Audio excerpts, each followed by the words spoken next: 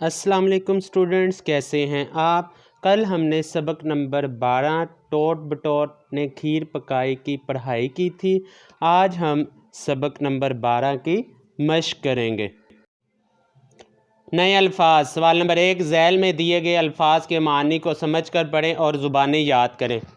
دیا سلائی، ماچس کی تیلی، شکر، کھانڈ یا چینی، خلقت، لوگ، کنجرا، سبزی بیچنے والا، دیگچی، پتیلی، دسترخوان، وہ کپڑا جس پر کھانا چنا جاتا ہے، پنساری، مختلف سامان بیچنے والا، حلوائی، مٹھائی بنانے والا اور بیچنے والا۔ تفہیم۔ سوال نمبر 2، نظم کے مطابق درج ذیل سوالات کے مختصر جواب دیں۔ الف، دودھ ملائی کون لایا؟ دودھ ملائی بہنیں لائیں۔ ب، آگ کس نے جلائی؟ آگ امی جان نے جلائی۔ جیم، اس نظم کے شاعر کا نام کیا ہے؟ اس نظم کے شاعر کا نام صوفی غلام مصطفیٰ تبسم ہے۔ دال، پنساری اور حلوائی کسے کہتے ہیں؟ مختلف سامان بیچنے والے کو پنساری کہتے ہیں، مٹھائی بنانے والے اور بیچنے والے کو حلوائی کہتے ہیں۔ کھیر پکانے کے لیے لکڑی کون لایا؟ کھیر پکانے کے لیے لکڑی خالہ لائیں۔ سوال نمبر 3، نظم کے مطابق درست لفظ لگا کر مصرعے مکمل کریں۔ الف، پنساری ڈیش آیا، حلوائی۔ ب، جوں ہی ڈیش لگایا، دسترخوان۔ جیم، دھوبی ڈیش نائی آیا، کنجرا۔ دال، دیگچی چمچہ ڈیش لائے، نوکر۔ ساری ڈیش دوڑی آئی، خلقت۔ واو، کھیر کسی کے ڈیش نہ آئی، ہاتھ۔ چھٹیے، ٹوٹ بٹوٹ نے ڈیش پکائی، کھیر پکائی۔ زبان شناسی۔ سوال نمبر 4، ذیل میں دیے گئے الفاظ کو اس طرح جملوں میں استعمال کریں کہ ان کی تذکیر و تانیث واضح ہو جائے۔ تذکیر و تانیث مذکر اور مؤنث۔ کھیر، ٹوٹ بٹوٹ نے کھیر پکائی۔ دسترخوان، کھانے کے لیے دسترخوان لگایا گیا۔ خلقت، ساری خلقت دوڑی آئی۔ دھوبی، دھوبی کپڑے دھوتا ہے۔ دھوم، سب نے مل کر دھوم مچائی۔ گاؤں، سارا گاؤں دوڑا آیا۔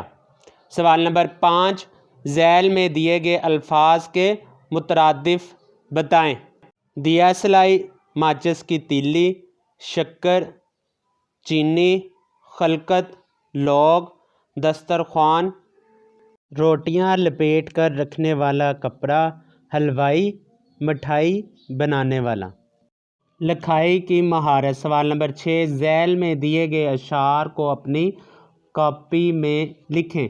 جوں ہی دسترخوان لگایا، گاؤں کا گاؤں دوڑا آیا، ساری خلقت دوڑی آئی، ٹوٹ بٹوٹ نے کھیر پکائی، دھوبی کنجرا نائی آیا، پنساری حلوائی آیا، سب نے آ کر دھوم مچائی، ٹوٹ بٹوٹ نے کھیر پکائی۔ سوال نمبر 7، اپنے ایک دن کی مصروفیات کو اپنی نوٹ بک یا ڈائری میں لکھیں۔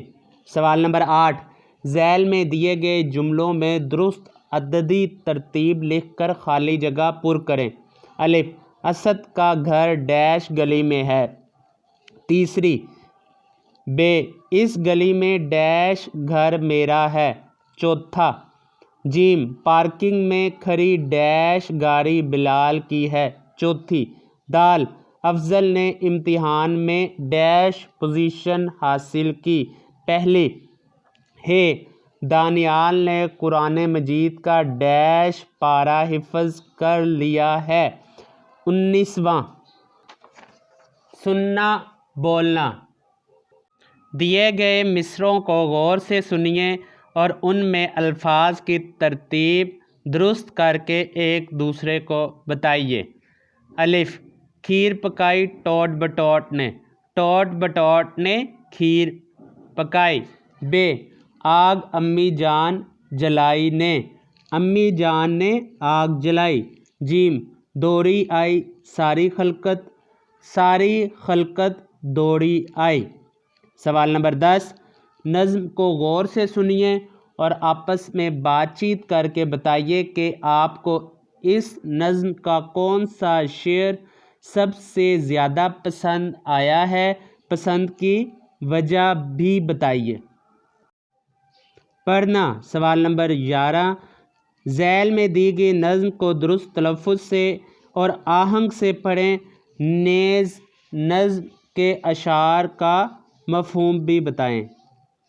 ٹہنی پہ کسی شجر کی تنہا بلبل تھا کوئی اداس بیٹھا، درخت کی ایک ٹہنی پر بلبل ایک اداس بیٹھا ہوا تھا۔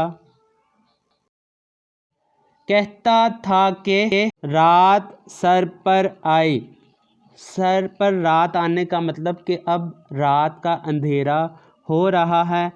اڑنے چگنے میں دن گزارا، کہ سارا دن میں نے اڑنے میں اور دانا چگنے میں گزارا ہے۔ پہنچوں کس طرح آشیاں تک، آشیاں کہتے ہیں گھر کو، کس طرح میں اپنے گھر تک پہنچوں۔ ہر چیز پہ چھا گیا اندھیرا، ہر طرف اندھیرا ہی اندھیرا ہے۔